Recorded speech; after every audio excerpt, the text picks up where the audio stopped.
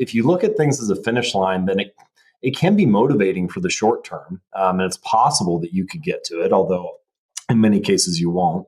But if it's just about crossing that finish line, then you never adopt the lifestyle that you need to actually like live that way day in and day out and maintain those results.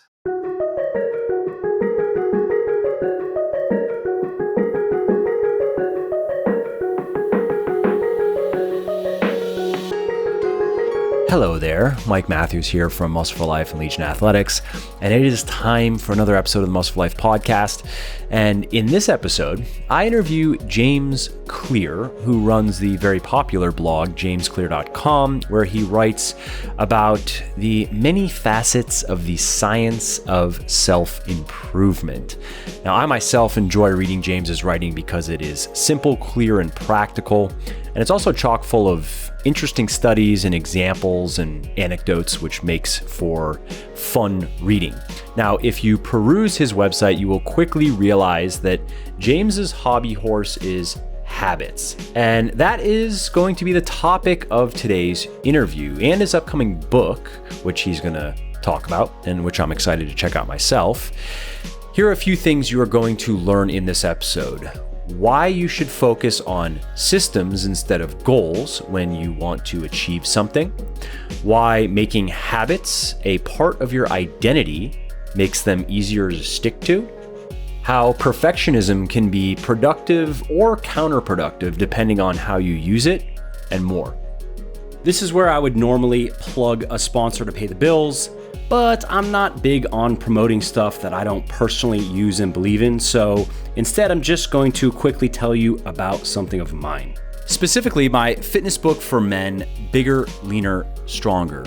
Now, this book has sold over 350,000 copies in the last several years and helped thousands and thousands of guys build their best bodies ever, which is why it currently has over 3,100 reviews on Amazon with a 4.5-star average. So if you want to know the biggest lies and myths that are keeping you from achieving the lean, muscular, strong, and healthy body that you truly desire, and if you want to learn the simple science of building the ultimate male body, then you want to read Bigger, Leaner, Stronger, which you can find on all major online retailers like Amazon, Audible, iTunes, Kobo, and Google Play. Now, speaking of Audible, I should also mention that you can get the audiobook 100% free when you sign up for an Audible account, which I highly recommend that you do if you're not currently listening to audiobooks. I love them myself because they let me make the time that I spend doing stuff like commuting, prepping food, walking my dog, and so forth, so much more valuable and productive. So if you want to take Audible up on this offer and get my book for free, then simply go to www.bit.ly.com/freebls. And that will take you to Audible, and then you just click the sign up today and save button, create your account, and voila, you get to listen to Bigger, Leaner, Stronger for free. Alrighty, that is enough shameless plugging for now at least. Let's get to the show. Hey James, thanks for taking the time to come on the show. I'm excited to talk with you. Yeah, thanks, Mike. I'm excited too. Thanks for having me. Absolutely. So we kind of narrowed down from the 6 or 7 ideas that you had came up with about what we could talk about. We narrowed down 2 things that particularly have your attention these days, which also resonate with me, and that is environment over motivation and systems over goals. So with that, I'm just going to kind of pass the ball to you and let you tell us what you have to think about these things. Yeah, great. Both of those topics I think are crucial. Let's start with systems over goals. I feel like that's a good way to frame the discussion. And environment fits into how to build a good system. So there'll be a natural flow from there. The basic idea is that I like to view self-improvement as sort of like an onion. So the outermost layer are your results. And this is usually where people focus when they think about, how much weight I want to lose in the next 6 months or how much money I want to earn in the next year and things like that. And results are good. Setting a goal for the results that you want can kind of help provide some direction. And then the next layer in is your process or your systems, the habits that you have for achieving those goals. And those are also useful to think about. Usually the conversation kind of stops there. But I think there's a deeper layer of behavior change and improvement. And that's kind of the core. And I would call that identity change. And it's really the type of person that you believe that you are. And a lot of those beliefs that are values, principles, whatever word you want to use for it, that kind of underlie or sit beneath the systems and the processes that you follow to try to get these results. A lot of people change their process, try to come up with a new plan for getting a new result, but they don't change the underlying beliefs that they have. And so they end up falling flat. They never follow through on this new plan. And then they just get frustrated and they're like, oh, I thought I wanted to lose weight, or I thought I wanted to get fit, or I thought I wanted to earn more money, but I'm not actually doing that. And that probably even reinforces negative aspects of who they think they are. I'm just not the kind of person that can do that. Yeah. So then it becomes more evidence for the identity that they're trying to change. Right. Like a self-fulfilling prophecy. Yes, exactly. So the question then is, all right, well, how do we get over that? How do we fashion a new identity? How do we become the type of person that believes something new about ourselves and actually be able to stick to these new processes and habits and goals? And I think the answer is by building a system. The distinguishing feature I want to make here, the difference that I want to clarify, is between what a system is and what a goal is. And it's not really that one is better or worse than the other. Both can be useful.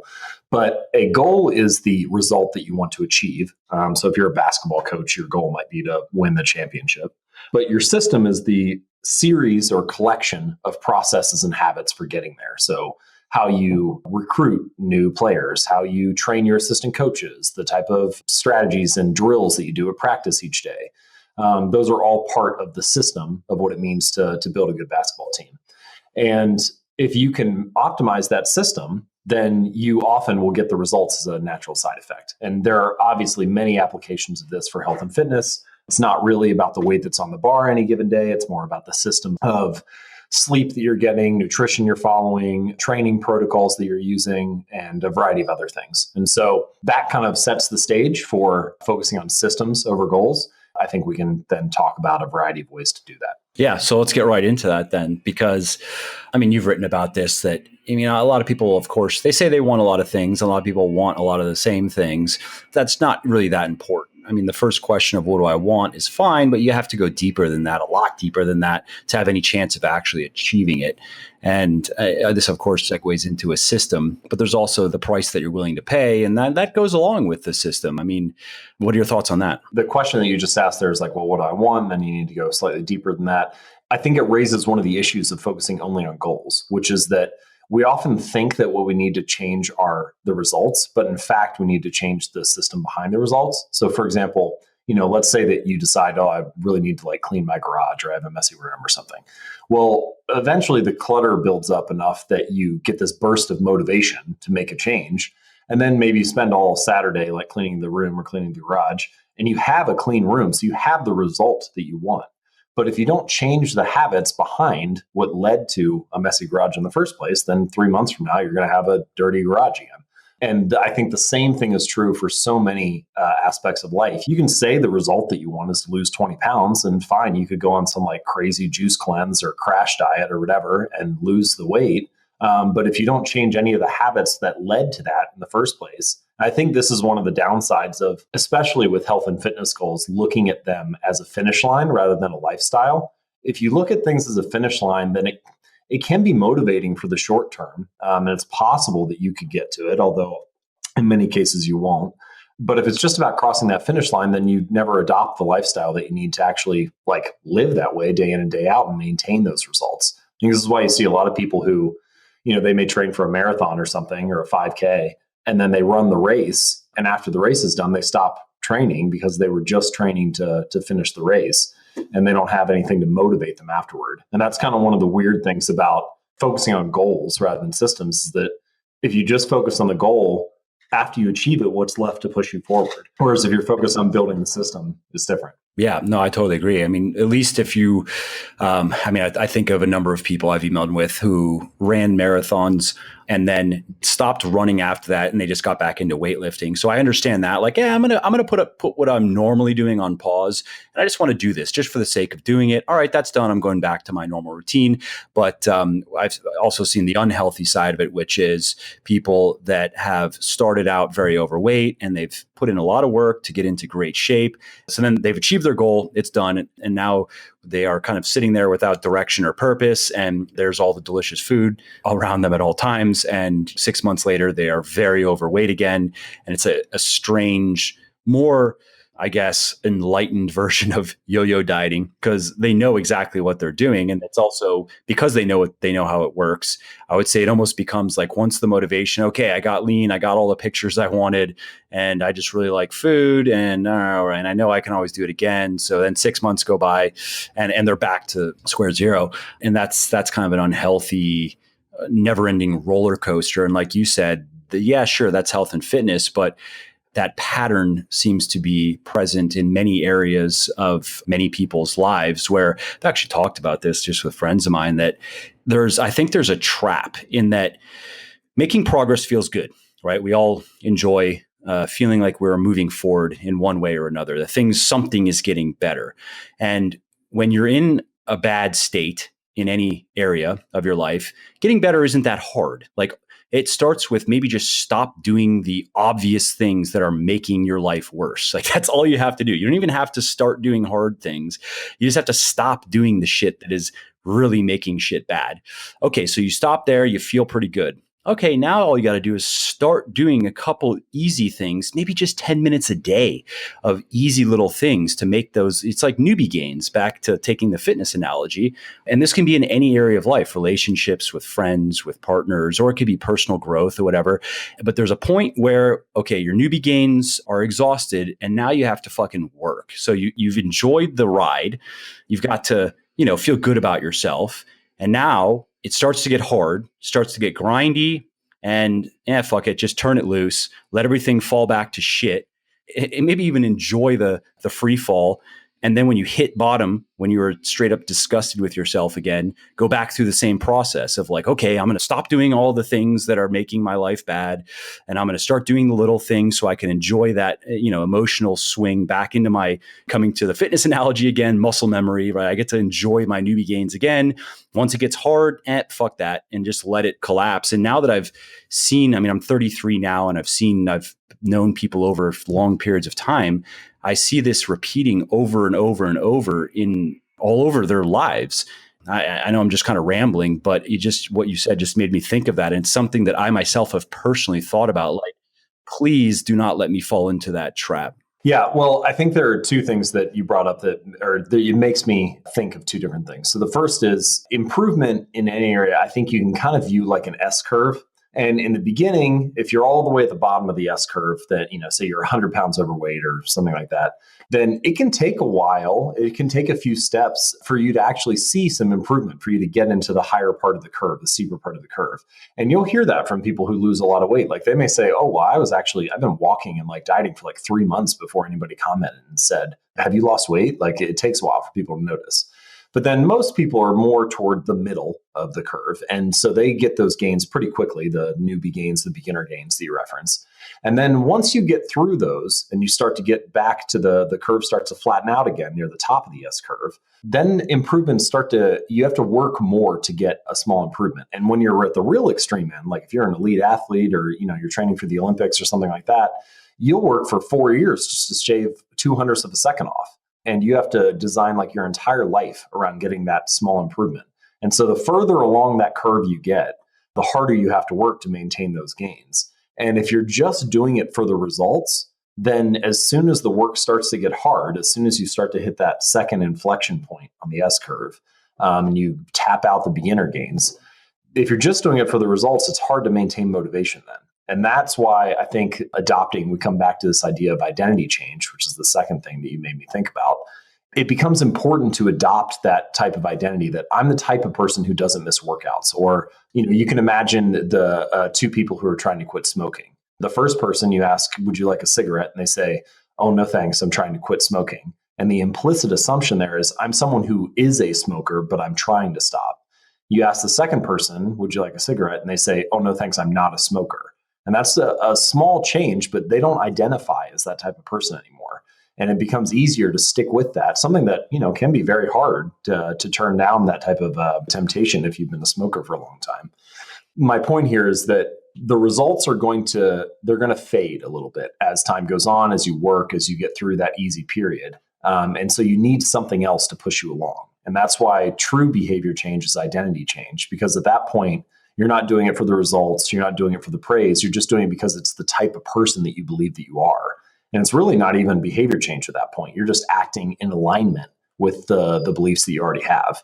And you often hear those type of phrases from people who have made a change that's lasted. They say things like, meditation is just part of my normal day now, or I'm just the type of person who doesn't miss workouts. Those phrases signal a difference in identity, a difference in beliefs, and help them stick with it even when the results aren't there or aren't coming as quickly as they used to. Yeah, and I write about this in this new book coming out that I sent you the manuscript of, and that there's a bit of research that's been done on this phenomenon, and that from my understanding of it, and it's also jives my personal experience myself and working with a lot of people now over the years, that the easiest way to change your identity, because you start going down that rabbit hole and you can get lost in a labyrinth of complexity and have no idea what to actually do.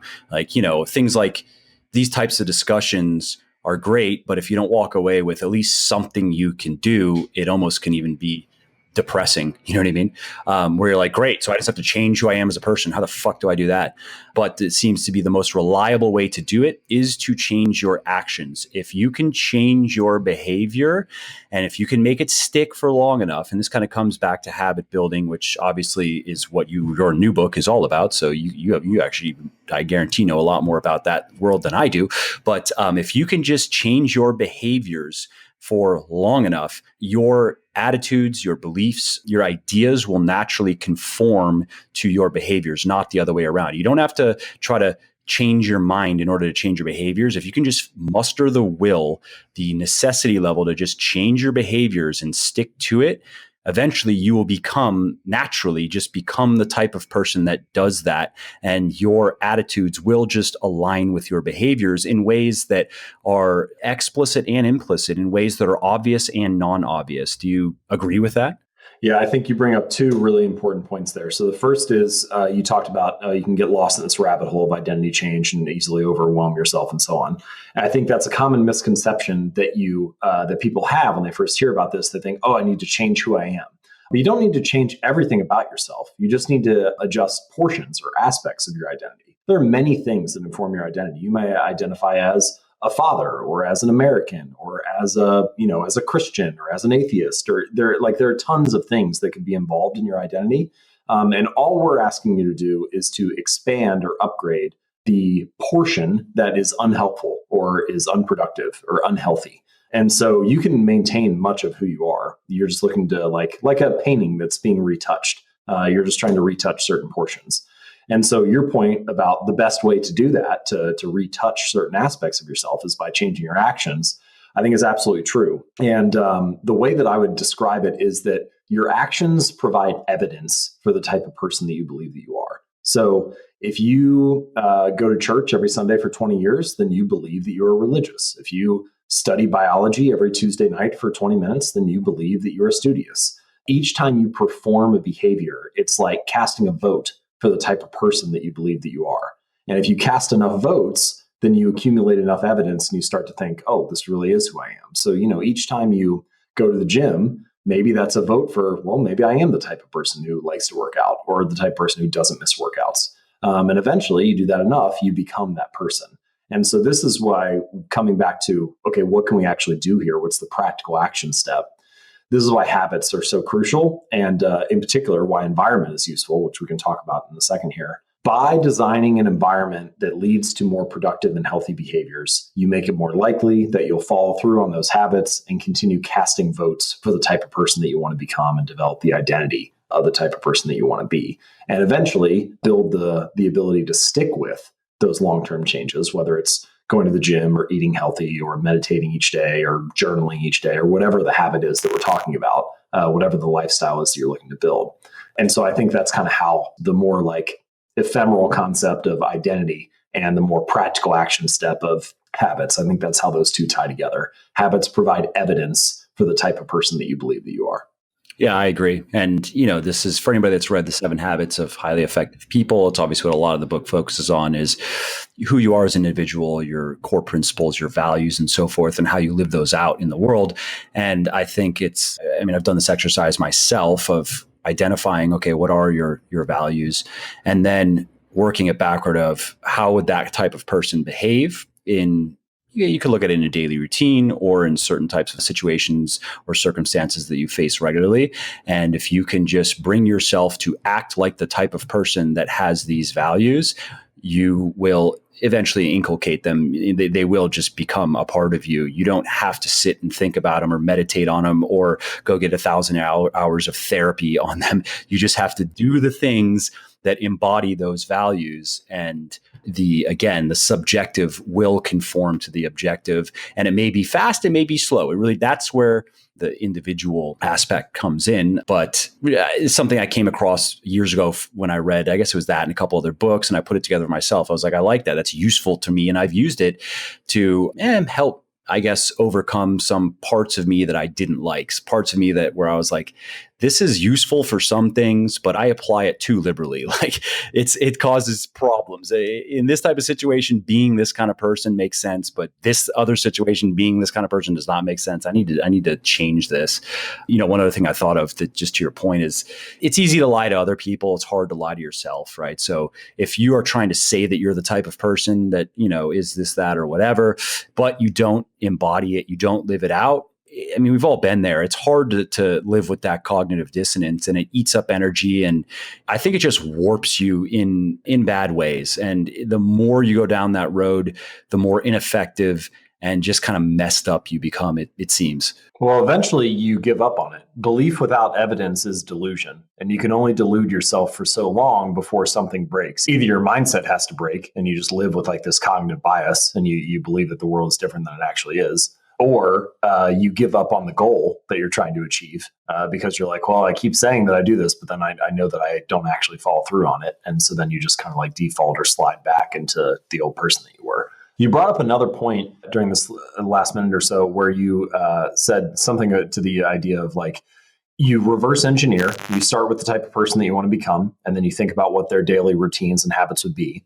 And then you just need like the will or the grit, perseverance, and so on to follow through on it. And I think this is a great place to talk a little bit more about environment, because to do that, first we need to talk about self-control and what the research on self-control has shown.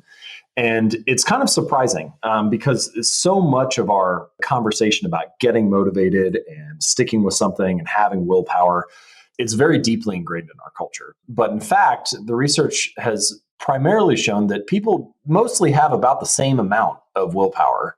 There aren't like people that are superhuman in that regard. The difference is that the people who tend to seem to have high willpower, that seem to be very good at resisting temptation and so on, are mostly just facing fewer temptations throughout the day. And because they don't have to constantly be turning things down or overcoming forces in their environment, they have the energy and willpower and motivation to stick with something when they need to, because they're not using up that ability all over the place. This is commonly brought up as decision fatigue, and there's been some questioning about whether the decision fatigue research is robust or, replicates and so on. But I think regardless of what that says, we all have had the experience where at the end of a long day, we do feel fatigued, or we don't seem to be able to draw upon the same levels of willpower always at the same time. There are sometimes when we feel motivated and sometimes when we don't. And so the question then is, what can we do to optimize the environment to make it more likely that we are a person who feels motivated at the right time or who feels inspired to do things at the right time? And this is where environment design can be very useful. And so I've done a variety of research on this topic. And one of the stories that I like to share is from Harvard Medical School. It was done at Massachusetts General Hospital. And the researchers had kind of an interesting question. They said, can we change the eating habits, the behaviors of people without actually talking to them, without trying to motivate them? And so what they did was they went to the hospital cafeteria and they changed the layout so that before they went in, there were like maybe 5 refrigerators kind of interspersed throughout the cafeteria, and only 2 of them had water in it as an option, and the other 3 were like soda and orange juice and things like that. And so then they changed it so that all 5 refrigerators had water. Soda was still an option, but they just made water more prevalent. And then they added a couple of little rolling carts next to some of the food stations with water as well. And that was it. That was all they did. But after they made that change, over the next 6 months, sales of water increased 25% and sales of soda decreased 11%.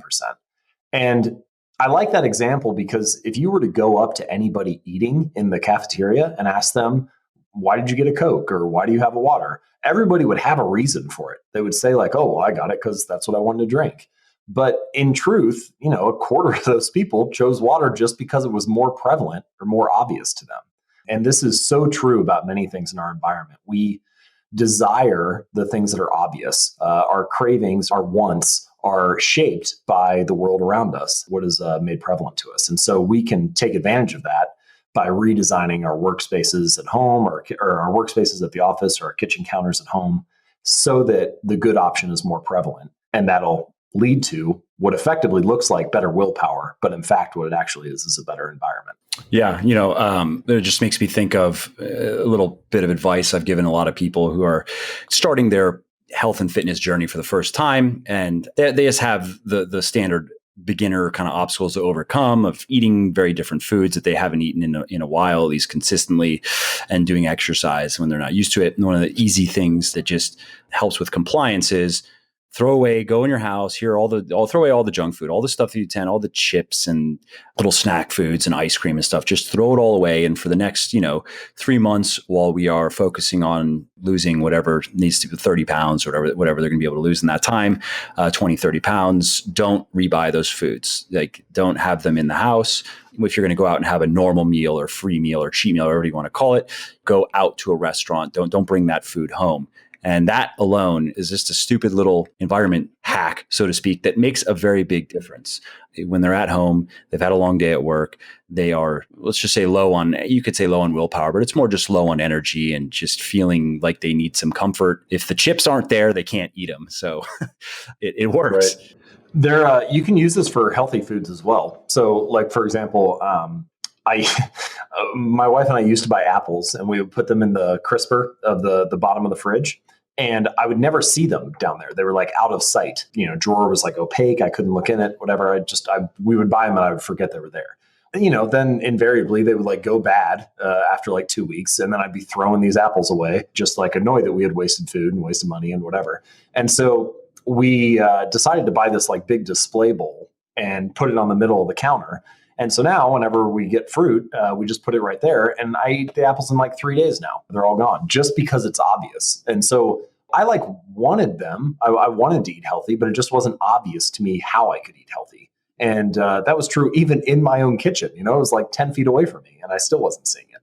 You can imagine doing that with, almonds or other like healthy snacks, like having those invisible clear containers on the counter. And meanwhile, tucking away less healthy foods and like hard to reach or hard to see places like the top or bottom shelf, or, putting any like healthy leftovers in clear containers and putting unhealthy ones in like brown bags or tinfoil or something like that. These are all small steps. But by doing that, imagine living in an environment where you have like 100 of those things working in the right direction. Like you can, it's not just eating habits either. You could, if you want to practice guitar more, then you can like have your guitar stand in the middle of the living room where you see it all the time. Or a lot of people are upset about how much TV they watch. Well, if you walk into like any living room in America, where do all the couches and chairs face? They all look at the television. So what is that room designed to get you to do? It's designed to get you to watch more TV. And so you can adjust that in a bunch of different ways. There's like a whole spectrum of behaviors you could do there. You could take the remote, take it off of the coffee table and put it inside a drawer, maybe like put a book in its place. You could get a cabinet and put the TV inside of that behind some doors so that you don't see it as much. You could unplug the TV after each individual use and then only plug it in when you can like say the name of the show that you want to watch. So you cut out mindless browsing. I mean, at the most extreme end, if you really wanted to get crazy about it, you could unplug the TV, take it off the wall, put it in the closet, and only take it out when you really want to watch something. The core idea here with environment design, whether it's TV or music or food or whatever, is you want to increase the number of steps between you and the bad behaviors, the unproductive behaviors, and decrease the number of steps between you and the good ones. So you're trying to to make the good habit the path of least resistance. And environment design is a useful way to do that.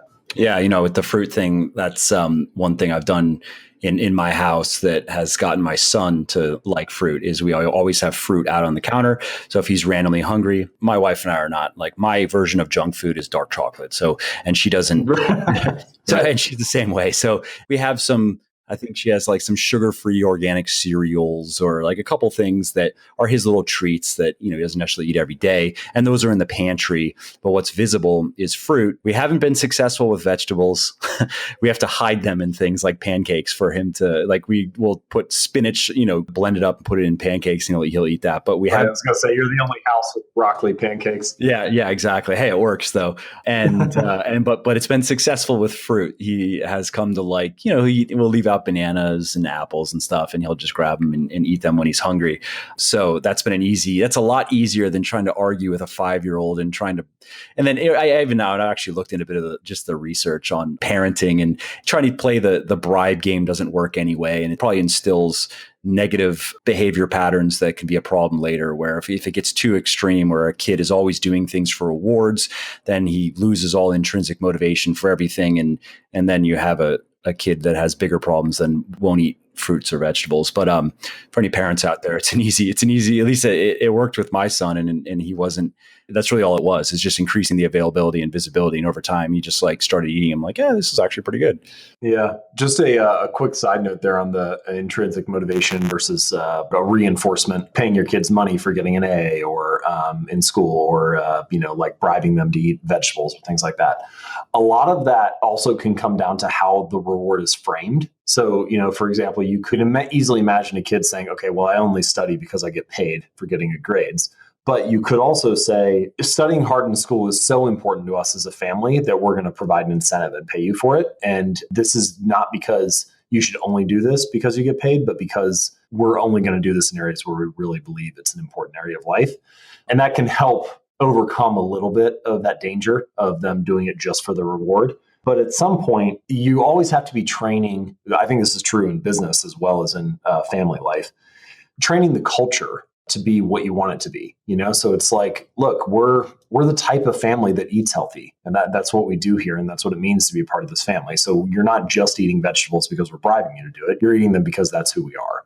And same way with like habits of work and so on with any type of culture. But ultimately, it has to come back to that identity. But reinforcements can, if they're framed right, be used as like a short-term incentive. Yeah. No, again, I've read a bit on it, and it makes sense. I mean, obviously it makes sense in certain things if they're just one-off tasks. Like if it's something that the kid's never going to like taking out the trash. No, I don't think kids ever are going to like taking out the trash, and you're not trying to change them as a person to be the type of person who likes taking out trash. Just take out the fucking trash. Here's a nickel, good job kind of thing. Like that makes sense. You'd say probably eating vegetables is somewhere in between there. But then there are, I think something like school, the idea would be you'd really want to try to put together an environment and a system that would nurture their intrinsic and foster intrinsic motivation, so they become the type of person that wants to do well in school. And this is a whole different tangent, because this is something I care about, having kids. And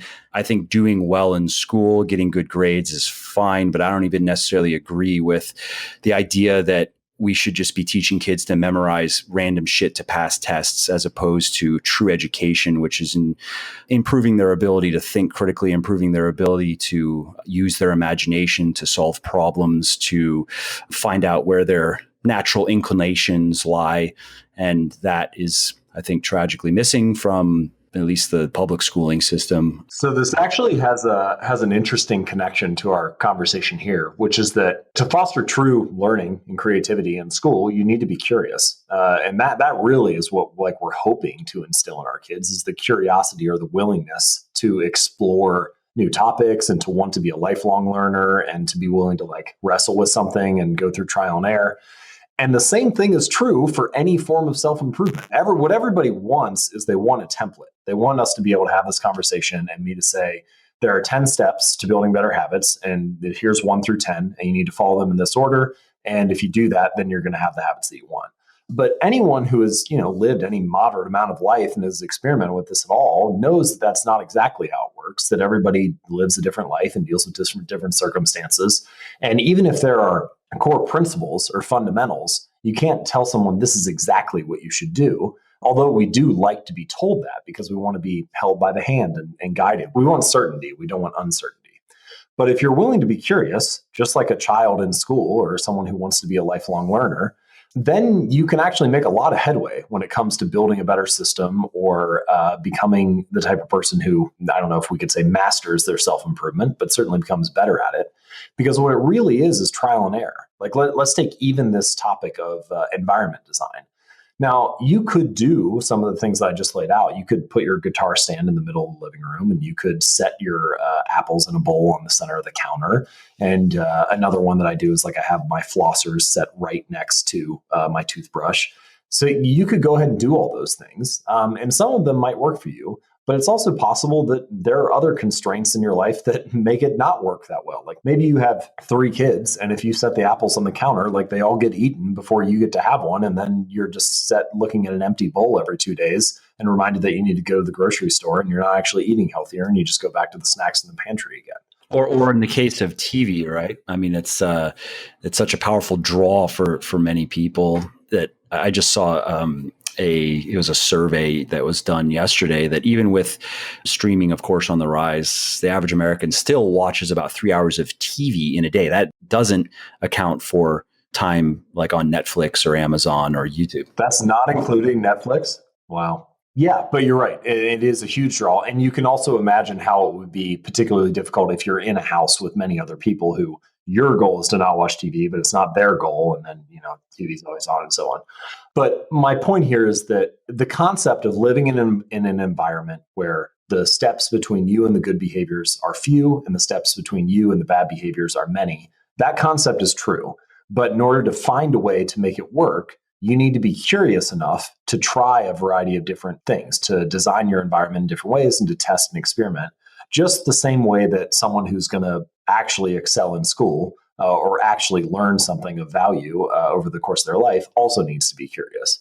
And if you're willing to adopt that mindset of trial and error and of personal experimentation, you can listen to conversations like this and actually have something that you can put to use. I mean, one of the dangers of listening to conversations like this is that you feel like you're doing something because you're listening, but most people don't actually take it and put it into action. And that would be probably my biggest piece of encouragement to anybody listening to this talk is that if you can take just one idea from the last 30 minutes or hour and apply that, then this will probably be time well spent. And it will probably separate you from the majority of people because most people just want to passively learn rather than actively experiment. But it's really the testing that gets you the results. It's not the listening. Yeah. And there's curiosity. I think there's also something to be said for, I guess, what Stephen Pressfield is in one of his books. I don't think it was War of Art. I think it was maybe Do the Work, or maybe it was an interview. I don't remember. But he was asked, basically, he was talking about like, what's the number one skill that he has learned over the years that he would attribute his success to? And he said it was just his ability to suffer, just his ability to just keep on going, to just sit down in the chair every day and do what needs to be done. Even if he hates what gets done on an individual day, he's going to sit down the next day and continue going. And I think there's really something to be said for that.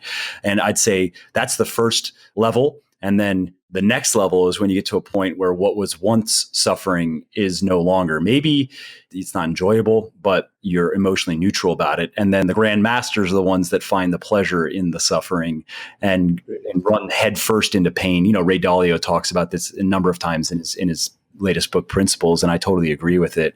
What are your thoughts on that? Yeah, I've had a similar quote that was a mantra for me as I was writing my book over the last 2 or 3 years. And it's from Alain de Botton, the British philosopher. And he said, of many books, one thinks this could have been truly great if only the author was willing to suffer more. I like that. I'm saving that. I just keep telling myself that, okay, like this book could be really good. I just need to suffer more. And, That's true of and no, anything. I think that's right. Yes, it's similar to the point that you just brought up from Dalio, which is that there's a period of time when everything is, there's that famous Musashi quote. He's a Japanese samurai, and they said, "Learning to swing a samurai sword is easy. Just swing two samurai swords. It will be difficult at first, but everything is difficult at first." That idea that like everything is difficult at the start. So there will be a period of suffering for anything, but then you adapt. What was once challenging is now the new normal. And at that point, the quest is not to like stop there and enjoy the results. The quest is to return to the beginning and get back to the hard work, to advance to whatever the next level is. It's only the willingness to do that leads to mastery. Everything else just leads to like an intermediate level of success. Yeah, and that's the one of the things that was sitting in my head from what we were talking about previously is that changing as a person is very hard. I totally agree with the S curve analogy that you gave, and the thing is, it never gets easier. Like, yeah, what was very difficult in the beginning and what felt like it required a tremendous amount of effort in the beginning. Yeah, sure, that gets easier. And let's just say your personal experience of that, if you had to rate it on a scale of 1 to 10, how hard is this? And it feels like an 8, it feels like a 9. Sure, what you were doing there at some point might feel like a 3, but if you don't go back to that 8 or 9 level of discomfort, you're not going to continue moving ahead. So it's almost like, in this is very much has to do with identity. You have to become the type of person that is just comfortable always operating at an 8 or 9 of discomfort if you really want to excel. There's kind of this weird, this is especially true in like our social media culture, Instagram culture, whatever, because we see the highlights of everybody's life and we don't really see the suffering, because we see the end result and the success so much, because society prioritizes that. I think we have this misconception that life should not have problems, that life should not, it's really about the result, that it's not about the process or the struggle that comes before it. And this is, I think, a kind of a broken methodology, a broken way of thinking about life. Like it's okay for life to have problems, for there to be challenges that you have to be dealing with. Well, I mean, there will always be problems. I think you get to choose at best what types of problems like. If you're living a good life, you are choosing your problems. It's not problem free. Mm-hmm. Right. Yeah. And that's really it's kind of an inversion of thinking about that, though, right? Like what you're saying here, which I agree with, is that it's really about trying to upgrade the problems that you're dealing with, to upgrade to ones that you get to choose, or ones that are in areas that you're more interested in than ones that just feel like a responsibility or a requirement or something that you have to do to get by.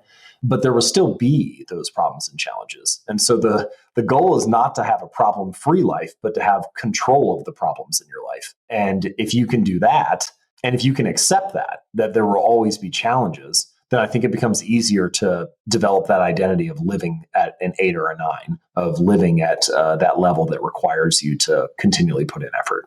Absolutely. And I think that this is this advice I've given people just on a one-to-one basis, that when you're getting into anything, what is it going to cost? And what do you have to sacrifice? Are you willing to make that sacrifice? And you should probably multiply whatever you think, however hard you think it's going to be, multiply that by like 5.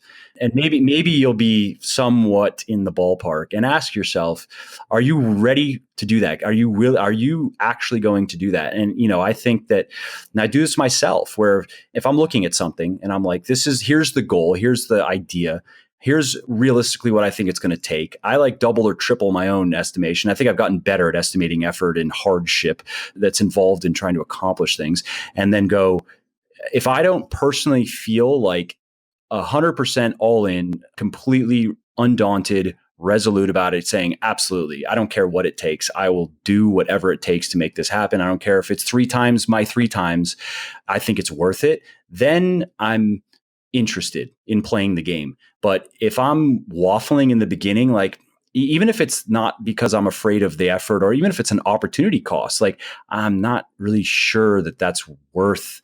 Does that really make sense? I don't go into anything with that, because I've experienced that not only is it more likely for you to be derailed by whatever, and just, life loves to get in the way of everything, but there seems to also be something, I don't know, you could say mysterious about it, in that the more resolved you are on a given line, the more things just tend to go the way that you want them to go for whatever reason.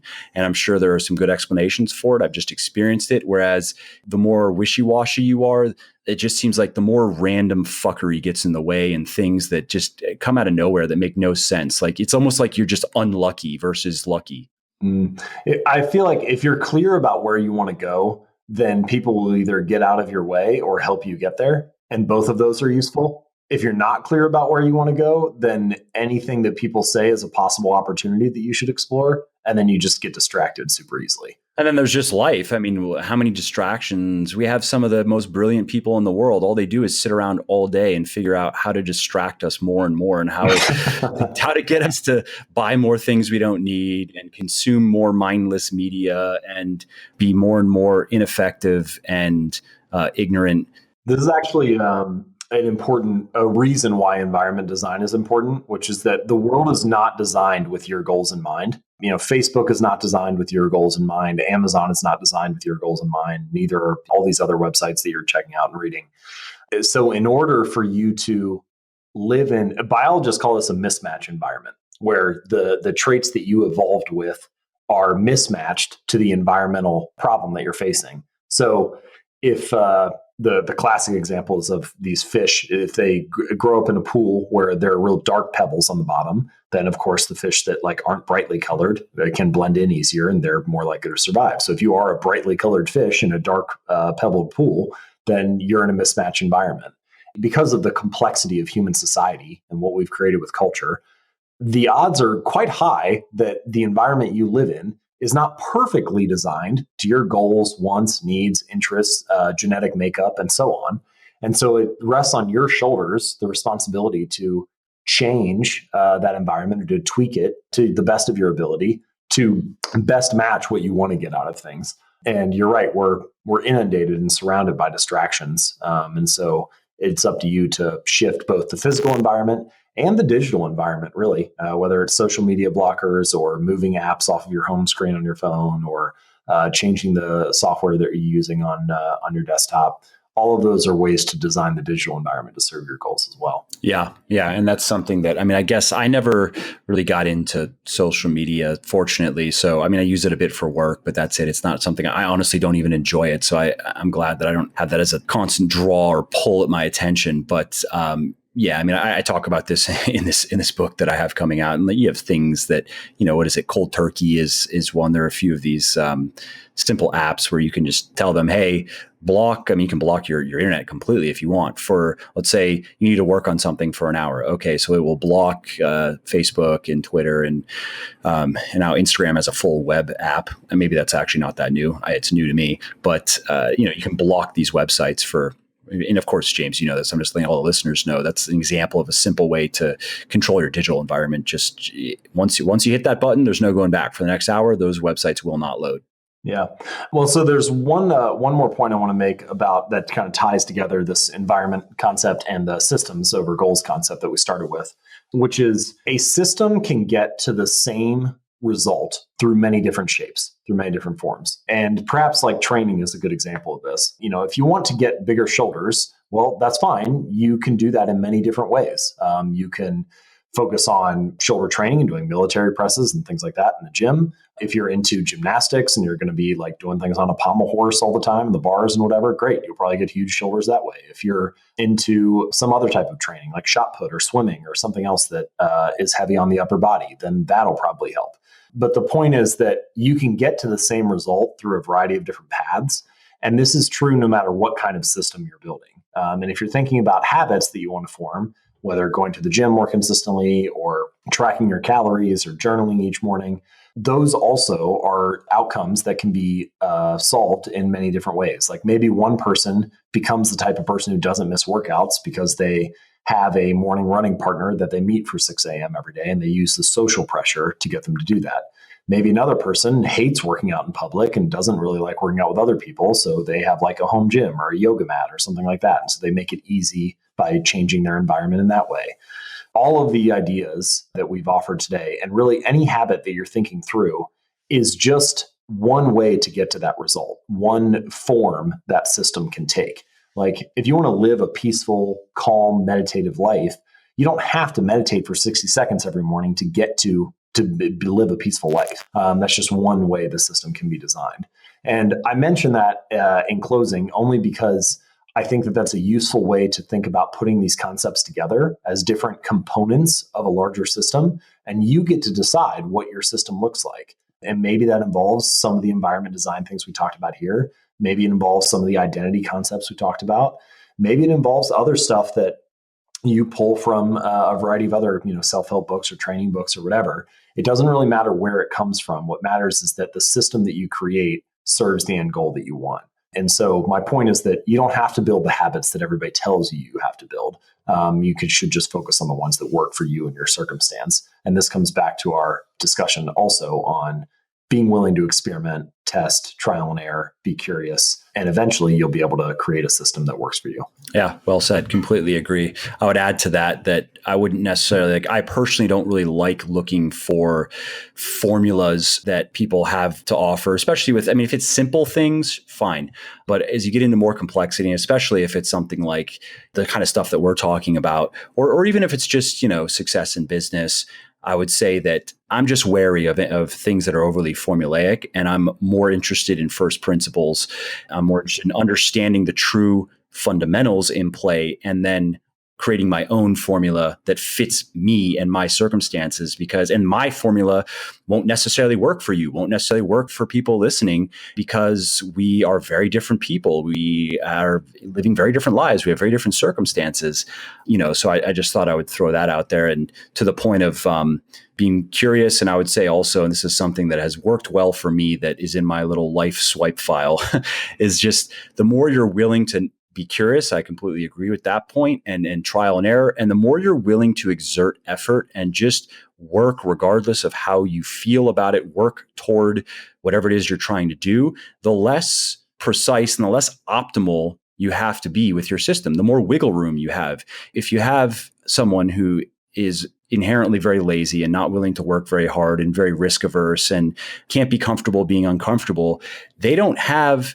much room for error. Their system has to be, these are like the super work smart, not hard people. If you're only going to actually do 20 hours of real work a week and you want to make something of yourself, you better make sure, you better be the smartest motherfucker ever, basically, because those 20 hours are going to have to be the absolute maximum leverage use of that time, and good luck. But if you're willing to work 80 hours a week, well, all of a sudden your options have expanded tremendously, and you have a lot of room to make mistakes. Mistakes aren't as punishing because, who cares? You just do the next thing, do the next thing, do the next thing until finally the first part of the code you've cracked. Great. Now you move on to the next tumbler in the lock. And you can kind of muscle fuck your way through anything to a degree, I think, if you're just willing to push and push and push. And I know people personally who are not tremendously intelligent, who almost strike me as kind of stupid, but successful beyond your wildest imagination.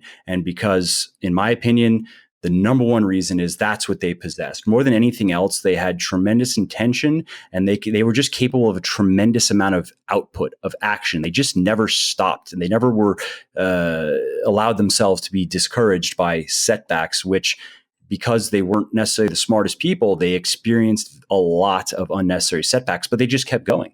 Yeah, hard work creates a margin for error. It's a good point. It also makes me think you can design a margin for error into many of the things you do. A lot of people, you mentioned, if someone's lazy, they might do it, but if anything doesn't go right, then they'll fall off track. And I would say so many habits are like that. So many people's habits are like that. They'll go to the gym, but only if everything goes to plan. And you can't have that perfectionism, right? You can't have habits that are fragile and brittle like that. Yeah, it's it ends up. You think people want to have control over every little aspect, and they think that makes them more powerful, but in fact, it makes them brittle. Because if things don't follow the exact plan that they have in their head, then they fall off course and they don't follow through. There's this concept in Alzheimer's research known as cognitive reserve.